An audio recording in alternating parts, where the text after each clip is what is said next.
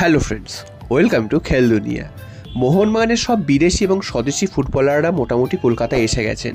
এবার প্রশ্ন হচ্ছে মোহনবাগানের গ্রেগ স্টুয়ার্ট এবং অ্যালবার্টো রড্রিগেজ তারা কবে ভারতে আসবেন, কারণ গ্রেগ স্টুয়ার্ট এবং অ্যালবার্টো রড্রিগেজ এই দুজন কিন্তু আসেনি, সাথে দিমিত্রি পেটাটোসও আসেনি। তো দিমিত্রি পেটাটোসের আসতে বেশি সময় লাগবে না, তিনি পারিবারিক একটি কাজে ব্যস্ত ছিলেন এবং তিনি কিন্তু এই এক দুদিনের মধ্যেই চলে আসবেন। এবার প্রশ্ন হচ্ছে বাকি দুজনকে নিয়ে। তো তোমাদের জানিয়ে রাখি যে বাকি দুজন কিন্তু আজকে রাত্রিরেই মোটামুটি ভারতে চলে আসছেন এবং কাল সকালে কিন্তু মোহনবাগান প্র্যাকটিসেও যোগ দেবেন, যেমনটাই কিন্তু খবর।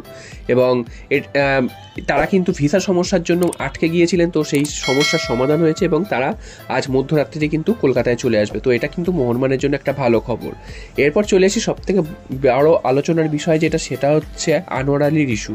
তো আনোয়ার আলীর কেস কিন্তু আজকে পিএসসিতে গেছিলো এবং সেখানে কিন্তু আজকের একটা ফয়সালা হয়েছে। পুরোপুরি ফয়সালা হয়েছে বলাটা ভুল, কারণ আবার ঝুলিয়ে রেখেছে ডিসিশনটা, সেটা কিন্তু দুদিন পর জানা যাবে।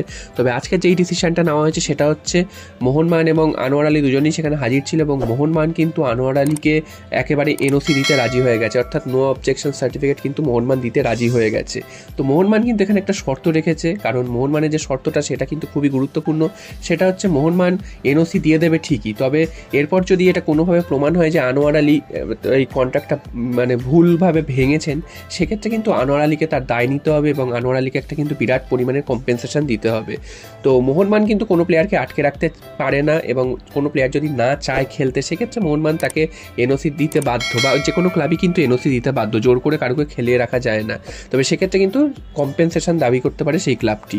সেটাও কিন্তু আনোয়ারের ক্ষেত্রে হয়েছে এবং সেটাই বিভিন্ন জায়গা থেকে জানানো হচ্ছে যে আনোয়ারের ওপরই কিন্তু পুরো ব্যাপারটা ছেড়ে দেওয়া হয়েছে, যে আনোয়ারকেই পুরো রিস্কটা নিতে হবে। তিনি চাইছেন ঠিকই, তাকে কিন্তু এনওসি দিয়ে দেওয়া হবে। তবে একবার যদি এনওসি দিয়ে দেওয়া হয়, তারপর কিন্তু আনোয়ার যদি সেটাতে দোষী সাব্যস্ত হয় দুদিন পর, সেক্ষেত্রে কিন্তু আনোয়ারকে একটা বিশাল পরিমাণের কম্পেনসেশন দিতে হবে এবং যেই ক্লাবরা জড়িত থাকবে উল্টো দিকে এবং আনোয়ারকে নেওয়ার ক্ষেত্রে তাদেরকেও কিন্তু একটা বিরাট ক্ষতির সম্মুখীন হতে হবে। সেটা কিন্তু ট্রান্সফার ব্যান্ড হতে পারে এবং অন্যান্য কিছু হতে পারে। তো এইটা যদি রাজি থাকে, সেক্ষেত্রে কিন্তু আনোয়ার এনওসি নিতে পারে, তাতে কিন্তু মোহনবাগানের কোনো আপত্তি নেই। তো আনোয়ারের দিকেই কিন্তু পুরো বলটা ঠেলে দিয়েছে মোহনবাগান। তো আনোয়ার কী করবে সেটাই দেখাক। আনোয়ার যদি মনে করে যে আনোয়ার পুরোপুরি ঠিক রয়েছে, সেক্ষেত্রে তিনি এনওসি নিয়ে অন্য ক্লাবে কিন্তু জয়েন করতে পারেন।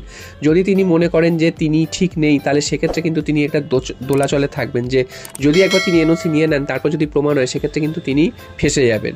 তো একটা কিন্তু ইন্টারেস্টিং জায়গায় চলে এসছে এবং মোহনবাগান কিন্তু তোমাদের আগেই বলেছিলাম, মোহনবাগান কিন্তু এখানে খুব ভালো জায়গায় রয়েছে এবং মোহনবাগান চাইবে যে করেই হোক এই কেসটা জিততে।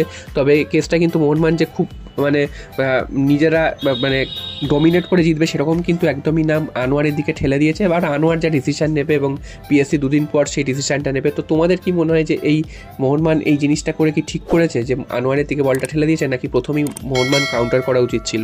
তো তোমরা কিন্তু অবশ্যই কমেন্ট করে জানিও। তবে দেখা যাক আর দুদিন পর কী সিদ্ধান্ত দেয় পিএসসি। যদি পিএসসি আনোয়ারের বিপক্ষে সিদ্ধান্ত দেয়, সেক্ষেত্রে কিন্তু আনোয়ার প্রচণ্ড রকমভাবে ফেঁসে যাবে, 6 মাসের ব্যান হতে পারে, একটা বিরাট কম্পেনসেশন দিতে হতে পারে এবং উল্টো দিকের ক্লাবেরা তারাও কিন্তু ট্রান্সফার ব্যান খেতে পারে।